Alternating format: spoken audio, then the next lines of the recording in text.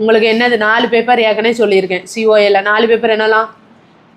Theory 1, practical 1, Tamil junior ஸ்பீடாவது அடிக்கணும். சரியா? அடுத்து என்னது? இங்கிலீஷ் ஜூனியர் ஸ்பீடாவது அடிக்கணும். சரியா? 4 பேப்பரில் பாஸ் ஆனால் தான் பாஸு, 1 ஃபெயில்னாலும் என்ன தான்? ஃபெயிலு தான். சரியா? டைரக்ட் சீனியர் பண்ணிங்கன்னா சீனியர் டைப் சர்டிஃபிகேட் வந்துடும். சரியா? அது வேறு.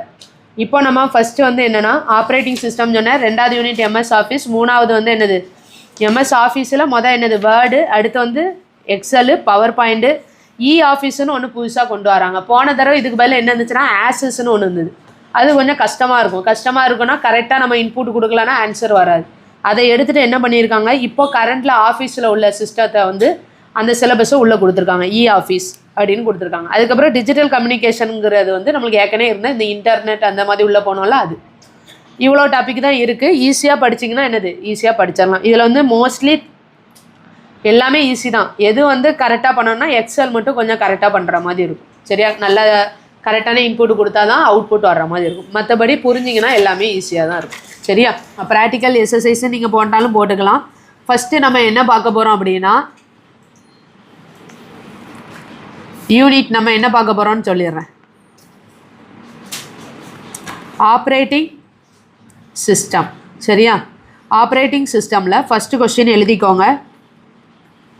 starting a program, running a program, running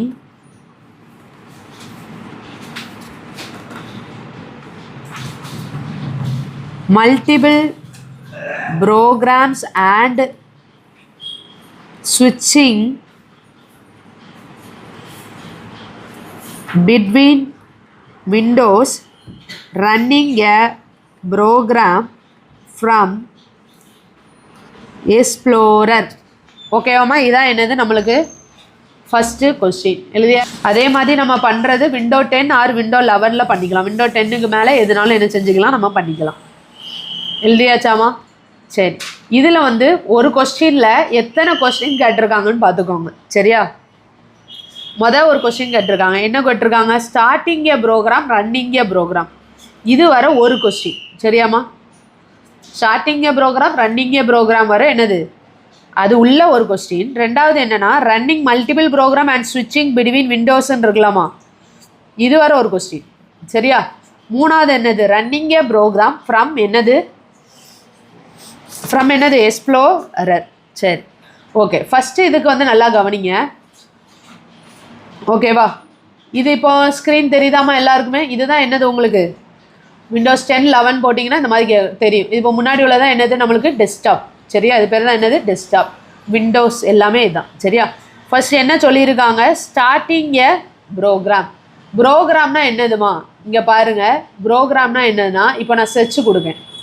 search கொடுத்து சர்ச்சில் ஒரு ப்ரோக்ராம்னா வேர்டுங்கிறது ஒரு ப்ரோக்ராம். சரியா? வேர்டுக்குள்ளே போகிறது என்னது? ஒரு ப்ரோக்ராம்.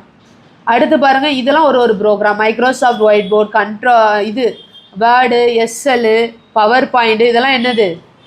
ஒவ்வொரு ப்ரோக்ராம். சரியா? இப்போ வேர்டுங்கிற ஒரு ப்ரோக்ராம்.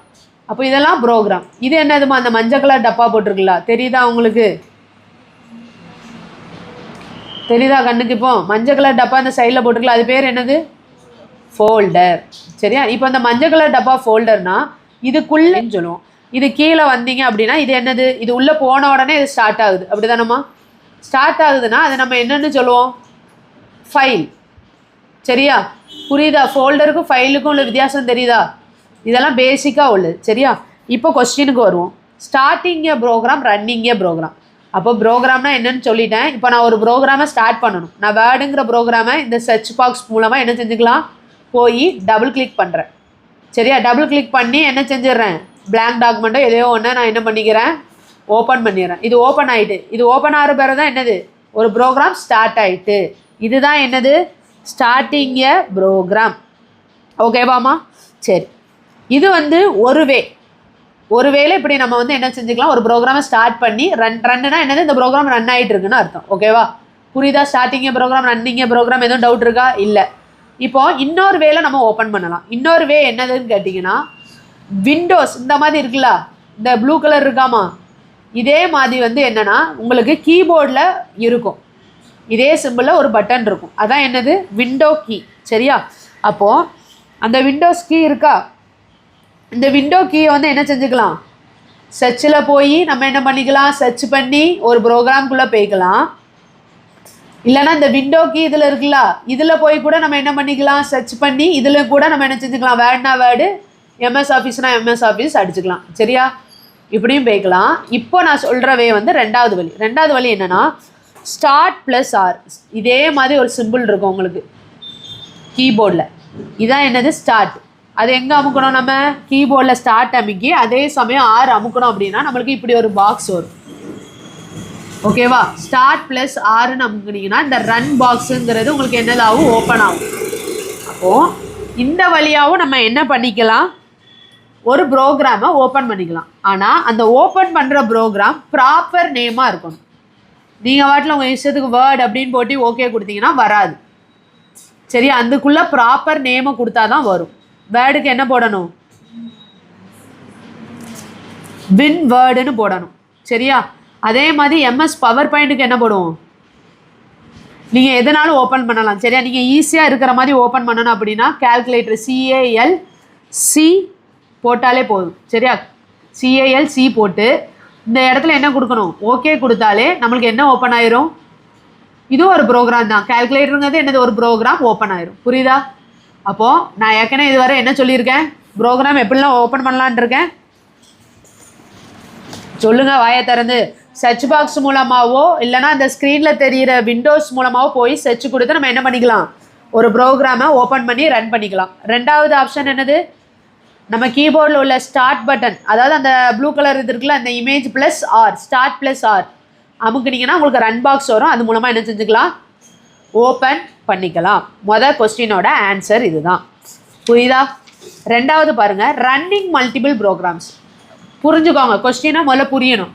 அப்போ ரன்னிங் மல்டிபிள் ப்ரோக்ராம்னா தமிழில் என்னம்மா, மல்டிபிள் ப்ரோக்ராமை என்ன பண்ணு, திறந்து வை, ரன்னிங் மல்டிபிள் ப்ரோக்ராம் அப்படின்னு இருக்காங்க. அப்போ ரன்னிங் மல்டிபிள் ப்ரோக்ராம்னா நான் மல்டிபிள் ப்ரோக்ராமை என்ன செஞ்சிடறேன், திறந்து வச்சிடறேன்.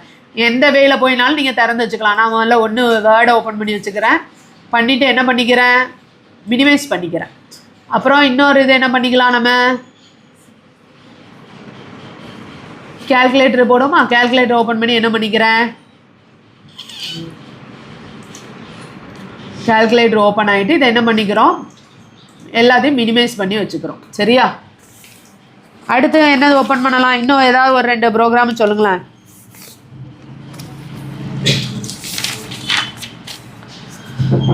சொல்லவே மாட்டான். பெயிண்ட் அடிப்போமா,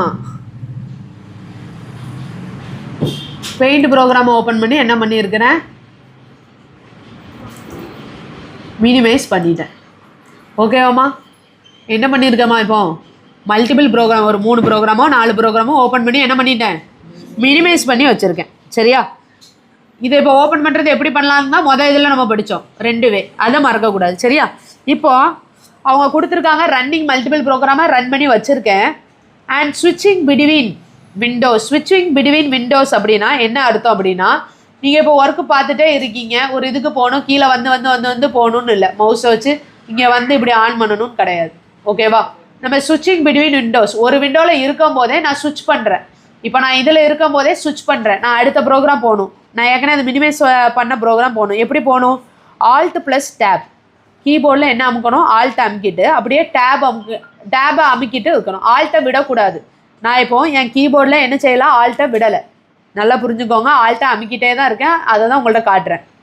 ஆல்ட்டு அமுக்கிட்டு டேப் அமுக்குனா இந்த பேஜ் ஓப்பன் ஆயிரும். நான் டேப்பை மட்டும் கையை எடுத்து ஆல்ட்டை அமுக்கிட்டே தான் இருக்கேன், ஆல்ட்டை இன்னும் விடலை.